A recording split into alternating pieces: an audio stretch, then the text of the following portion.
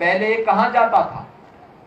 पहले सभी पैसा यही कांग्रेस, आरजेडी और उनके जितने भी पार्टनर्स थे उन सब में ये बढ़ जाता था, गरीब के पास नहीं आ पाता था, गरीब ताकता रह जाता था और ये लोग यहां का पैसा दुनिया के बैंकों में जमा करके आने वाली कई पीढ़ियों के लिए खजाना वहां भर देते थे।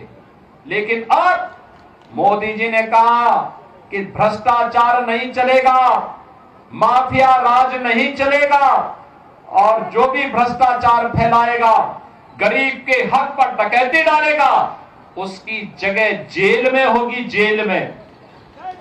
और बहनों और भाइयों, अगर उसका उदाहरण देखना है तो उत्तर प्रदेश में हमने किया है।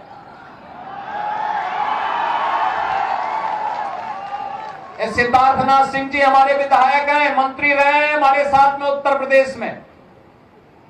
इन्हीं की विधानसभा में एक माफिया था, दुर्दांत माफिया था, उसके बंगले को हमने खाली करवाया और फिर बुलडोजर चलवाया। फिर उस वहां पर गरीबों के लिए आवास बनाए, हाई राइज बिल्डिंग बनवाई और गरीबों को फ्री एक एक आवास उपलब्ध करवा दिया। ऐसे लखनऊ में भी होने जा रहा है। हर जनपद में वहां माफिया के द्वारा कब्जा की गई भूमि पर, और अगर किसी ने 10 एकड़ जमीन कब्जा की है और उसके पास अगर कुछ पुश्तैनी भूमि थी तो सबको मिलाकर के ब्याज सहित वापस लिया गया और वापस लेकर के फिर गरीबों को आवंटित करके गरीबों के मकान बनाए जा रहे हैं।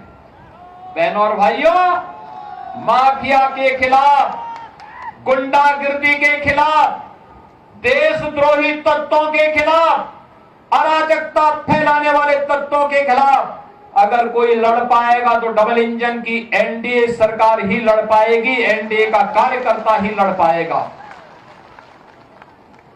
और वही कार्य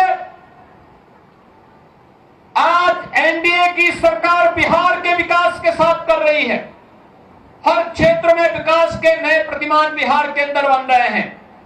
आज जब बिहार को पहचान मिल रही है तो आज इस पहचान को फिर से धूमिल करने के लिए कांग्रेस और आरजेडी ने सबूत बोला है कि विकास नहीं भूलना चाहिए,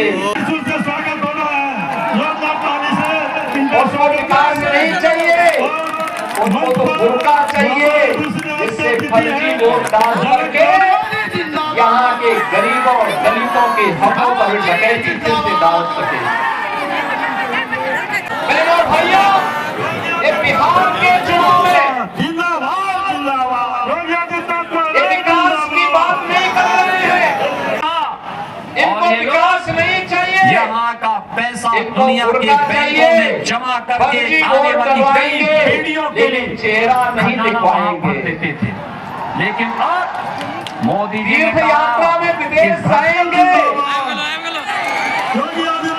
एयरपोर्ट पर चेहरा दिखाएंगे, अपना वहां पर पासपोर्ट दिखा करके अपनी फोटो भी दिखाएंगे, लेकिन बिहार में वोटिंग होगी तो कहेंगे कि नहीं, बुर्का को छेड़ो मत, चेहरा दिखाओ मत, फर्जी वोट डलवाने दो, जिससे बिहार के गरीबों के हकों पर फिर से डकैती डाली जा सके।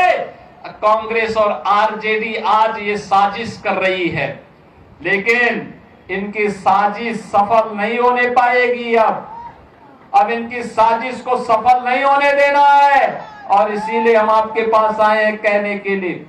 बहनों और भाइयों, आपकी पहचान को लोग कैसे धूमिल करते थे। जिस बिहार ने कभी देश को नेतृत्व दिया हो, जिस बिहार पर देश को गौरव की अनुभूति होती हो, जिस बिहार में पाटलिपुत्र भारत की राजधानी के रूप में पूरे देश को स्वर्ण युग में ले जाने का काम जिस बिहार ने किया हो, वह बिहार कांग्रेस और आरजेडी के समय अपनी पहचान के लिए मोहताज हो गया था। और फिर एनडीए की सरकार जब आई बिहार को आज उसकी पहचान मिली है। और आज इसीलिए हम लोग आए हैं आपसे कहने के लिए, बीजेपी और एनडीए डबल इंजन की ये सरकार बिहार को विकास के पथ पर डबल स्पीड से ले जाने के लिए प्रतिबद्ध है। और विकास की इस प्रक्रिया में आप सबको जोड़ने के लिए आज मुझे सहरसा की इस पावन धरा पर आने का सौभाग्य प्राप्त हुआ है। आप सबसे मैं इस बारे में कहना चाहूंगा कि अब कोई भी बिहार को उस पुराने लालटेन युग में नहीं लेके जाएगा। अब तो एलईडी की दुधिया लाइट में नीतीश जी बिहार को लेकर के आगे बढ़ चुके हैं और बिहार के विकास को कोई बाधित नहीं कर सकता। और बिहार के इस विकास को आगे बढ़ाने के लिए ही आज आप सबका आह्वान करने के लिए मैं आपके बीच आया हूं। और बिहार के सामने पहचान का संकट नहीं है, जो पहचान का संकट आरजेडी कांग्रेस ने बिहार के नौजवानों के सामने पैदा की थी। बिहार का नौजवान 2005 के पहले अपनी पहचान को छुपाता था, अपनी पहचान को छुपाता था, किसान आत्महत्या करने के लिए मजबूर होता था,